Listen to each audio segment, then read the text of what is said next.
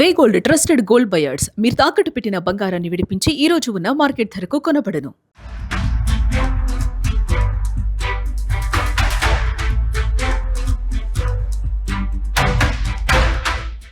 నమస్తే, welcome to it's TV. నేను సిరాజ్. బంగారం కొనుగోలు చేయాలనుకునే వారికి ఇది నిజంగా ఒక ఊరటనిచ్చేటువంటి వార్త. గత కొంతకాలంగా ఆకాశమే హద్దుగా దూసుకు వెళ్ళినటువంటి పసిడి ధరలు ఇప్పుడు ఒక్కసారిగా కిందకి దిగి వస్తున్నాయి. కేవలం బంగారం మాత్రమే కాదు, వెండి కూడా అదే బాటలో పయనిస్తూ భారీగా క్షీణిస్తుంది. వరుసగా 4వ రోజు కూడా పసిడి వెండి ధరలు కుప్పకూలడంతో మార్కెట్ ఒక్కసారిగా చల్లబడింది.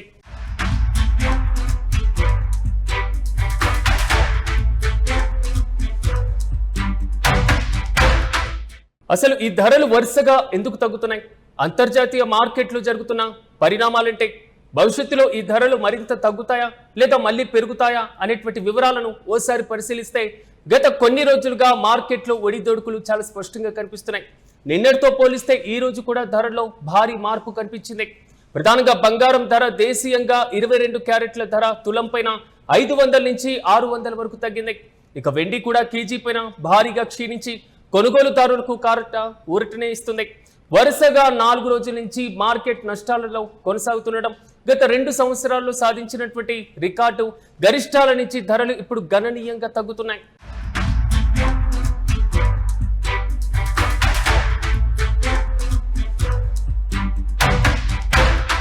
అయితే ఎప్పుడూ లేని విధంగా బంగారం ధరలు ఈ స్థాయిలో వరుసగా పడిపోవడానికి అంతర్జాతీయ మార్కెట్లోని కొన్ని కీలక పరిణామాలే ప్రధానమైనటువంటి కారణం అంటూ ఆర్థిక నిపుణులు విశ్లేషిస్తున్నారు. అవేంటో ఒకసారి పరిశీలిస్తే అంతర్జాతీయంగా అమెరికా డాలర్ ఇండెక్స్ భారీగా పుంజుకుంది. సాధారణంగా డాలర్ బలంగా మారితే ఇన్వెస్టర్లు బంగారం వైపు కాకుండా డాలర్ వైపు మొగ్గు చూపుతారు. దీంతో బంగారం పైన ఒత్తిడి పెరిగి ధరలు కూడా తగ్గుతాయి.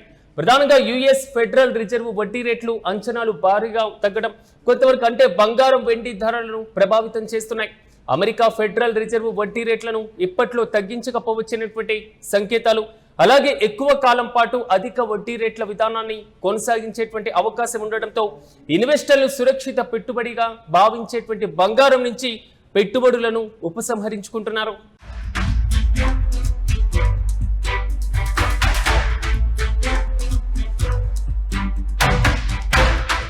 ఇదిలా ఉంటే గత కొన్ని నెలలుగా బంగారం రికార్డు స్థాయిలో ధరలను తాకడం, పెద్ద పెద్ద పెట్టుబడిదారులు కూడా గ్లోబల్ ఈటీఎఫ్లతో తమ లాభాలను క్యాష్ చేసుకోవడం ప్రారంభించారు. అయితే మార్కెట్లో విక్రయాలు పెరగడం వల్ల ధరలు తగ్గుముఖం పట్టాయి.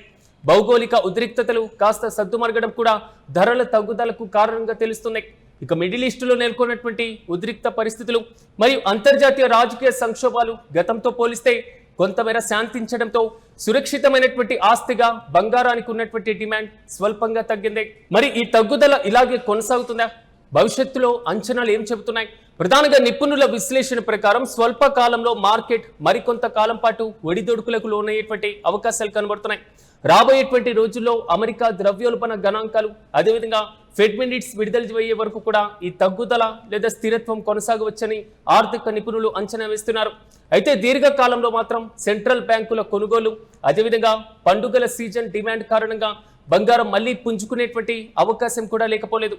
కాబట్టి ఎవరైనా పెళ్లిళ్ల కోసం లేదా పెట్టుబడి కోసం బంగారం వెండి కొనాలనుకుంటే ఈ ధరల తగ్గుదలను ఒక మంచి అవకాశంగా భావించవచ్చని మార్కెట్ నిపుణులు సూచిస్తున్నారు.